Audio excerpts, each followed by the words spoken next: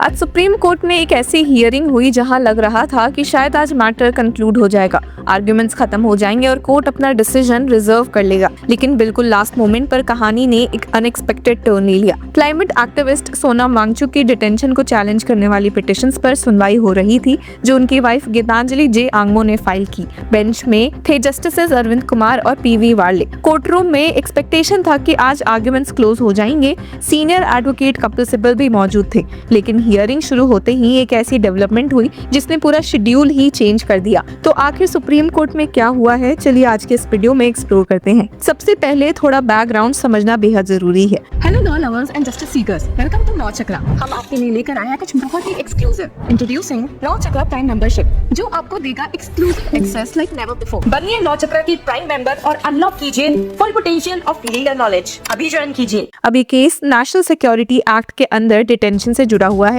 सोनम वांगचुक को 26 सितंबर 2025 को एनएसए के अंदर डिटेन किया गया था। सोनम वांगचुक की डिटेंशन उस वक्त हुई जब लद्दाख में स्टेटहुड और 6th शेड्यूल स्टेटस की डिमांड को लेकर प्रोटेस्ट हो रहे थे। गवर्नमेंट का एलिगेशन था कि वांगचुक ने लोगों को इंस्टिगेट किया है और प्रोटेस्ट को भड़काया है। लेकिन सोनम वांगचुक की तरफ से और उनकी वाइफ की तरफ से एक बिल्कुल डिफरेंट नैरेटिव कोर्ट के सामने रखा गया, जहां इस डिटेंशन को इलीगल डिक्लेयर किया गया है। अब आते हैं आज की हियरिंग पर। और सुप्रीम कोर्ट में जब मैटर टेकअप हुआ तो कोर्टरूम में सोनम वांगचुक की वाइफ गीतांजलि आंगमो खुद मौजूद थी। बेंच ने केस को टेकअप किया और प्रोसीडिंग स्टार्ट हुई।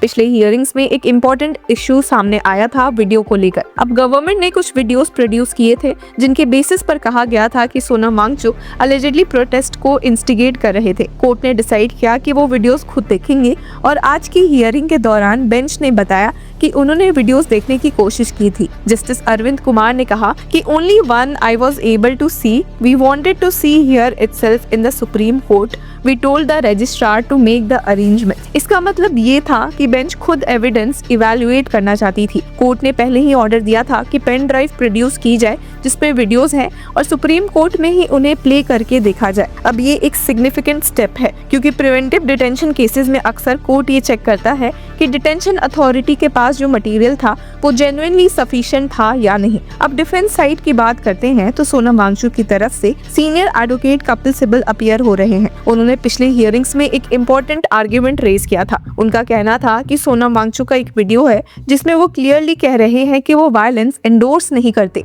लेकिन उनका एलिगेशन था कि अथॉरिटीज ने उस वीडियो को कंसिडर ही नहीं किया। उन्होंने कोर्ट में कहा था कि the video where he clearly says he does not endorse violence has not been considered. अब सीनियर एडवोकेट कपिल सिब्बल का कहना था कि डिटेंशन ऑर्डर पास करते वक्त अथॉरिटीज ने रेलेवेंट मटेरियल इग्नोर किया है और इंस्टेड कुछ एक्सट्रेनियस मटेरियल्स रिलाई किया। अगर ये आर्ग्यूमेंट प्रूव हो जाता है तो preventive detention order legally weak हो सकता है, क्योंकि लॉ के हिसाब से डिटेंशन अथॉरिटी को रेलेवेंट मटेरियल कंसिडर करना होता है और माइंड अप्लाई करना होता है। वहीं सोनम वांगचुक खुद भी अपने लॉयर्स को बता चुके हैं कि जब उन्हें वीडियोस दिखाया गया था तो उन्हें सिर्फ थंबनेल्स दिखाए गए थे, मतलब वीडियोस एक्चुअली प्ले ही नहीं किए गए। अगर ये सच है तो ये एक सीरियस प्रोसीजरल लैप्स हो सकता है। कोर्ट ने इसी वजह से डिसाइड किया था कि वो खुद वीडियोस देखेंगे। लेकिन आज जब हियरिंग स्टार्ट ही हुई तो एक और अनएक्सपेक्टेड डेवलपमेंट हुआ। Additional solicitor general K M. Nataraj ने बेंच को इन्फॉर्म किया कि solicitor general Tushar Mehta unwell है। गवर्नमेंट की तरफ से आर्ग्यूमेंट्स लार्जली उन्हीं को लीड करना था। इसी वजह से कोर्ट को हियरिंग अडजर्न करनी पड़ी।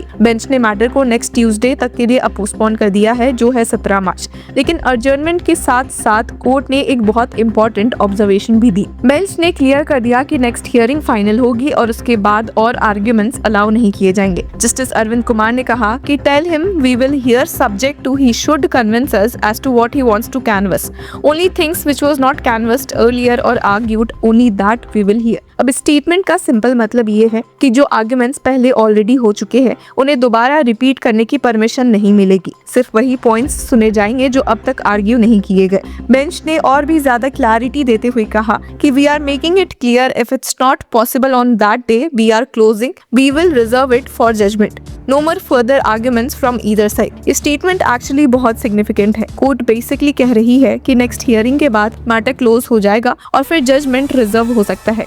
मतलब अब केस अपने फाइनल स्टेज पर पहुंच रहा है। इसी बीच सोनम वांगचुक की वाइफ गीतांजलि आंगमो भी काफी एक्टिवली अपने हस्बैंड के डिटेंशन के अगेंस्ट बोल रही है। उन्होंने एक इंटरव्यू में कहा कि डिटेंशन ऑर्डर एक्चुअली एक मैकेनिकल प्रोसेस जैसा लगता है। उनका एलिगेशन था कि the NSA order issued by the authorities were a cut copy based job. The district magistrate did not apply his mind. अगर कोर्ट को भी ऐसा लगता है कि डिटेंशन ऑर्डर मैकेनिकली पास हुआ है विदाउट प्रॉपर रीजनिंग, तो डिटेंशन कॉश भी हो सकती है। आंगमो ने ये भी कहा कि जो वीडियोस गवर्नमेंट ने प्रोड्यूस किए हैं उन्हें कंटेक्स्ट से बाहर प्रेजेंट किया गया है। उनका कहना था देयर इज नथिंग वायलेंट और प्रोवोकेटिव इन द वीडियोस। उन्होंने अपनी पर्सनल स्ट्रगल भी शेयर की। उनका कहना है कि पिछले 5 महीने से वो घर नहीं गए और सोनम वांगचुक से मिलने के लिए उन्हें 2 दिन का ट्रैवल करना पड़ता है सिर्फ 1 घंटे की मुलाकात के लिए। ये भी याद रखना जरूरी है कि सोनम वांगचुक का डिटेंशन उस वक्त हुआ था जब लद्दाख में प्रोटेस्ट अपने पीक पर थे। ये प्रोटेस्ट स्टेटहुड और 6th शेड्यूल स्टेटस की डिमांड को लेकर थे। ये डिमांड लद्दाख में काफी टाइम से चल रही थी,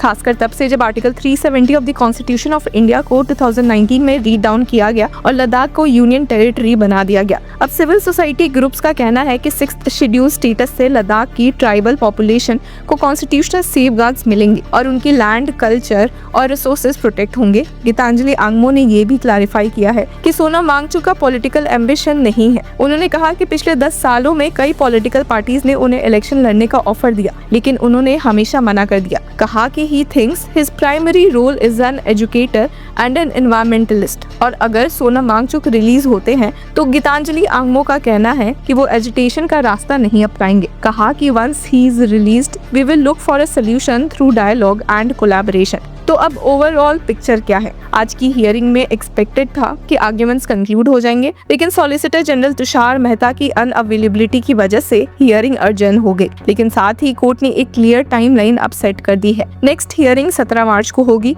और उसके बाद कोर्ट और आर्ग्यूमेंट्स अलाउ नहीं करेगी। मतलब अब केस अपने फाइनल स्टेज में है। अगली हियरिंग में जो भी आर्ग्यूमेंट्स होंगे उसके बाद सुप्रीम कोर्ट कभी भी अपना जजमेंट रिजर्व कर सकती है। तो सबसे बड़ा सवाल अब भी वही है कि क्या प्रिवेंटिव डिटेंशन जस्टिफाइड थी या फिर डिटेंशन ऑर्डर लीगली फ्लॉड है? इसका आंसर अब शायद अगले हफ्ते सुप्रीम कोर्ट के कोर्ट रूम में मिल सकता है। तो व्यूअर्स, इस पूरे मुद्दे पर आपकी क्या राय है? Do let us know in the comment section. Until then keep following law चक्र।